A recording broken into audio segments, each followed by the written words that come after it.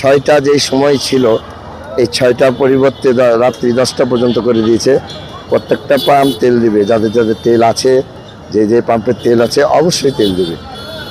এটা কি ঈদের জন্য করলো, না আসলে কি সরকারি নির্দেশনা বলা আছে যে সারা 24 ঘন্টা আওয়ার থাকুক?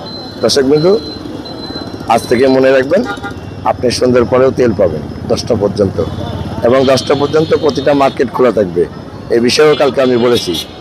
দর্শক বিন্দু, আর কিছু আমি বলতে চাই না। এখন প্রত্যেকটা পাম্প সরকারি অনুযায়ী রাত্রি 10টা পর্যন্ত খোলা থাকবে। মার্কেট বলেন আর পেট্রোল পাম্প বলেন, প্রত্যেকটা প্রতিষ্ঠানই 10টা পর্যন্ত খোলা থাকবে। দর্শক বিন্দু,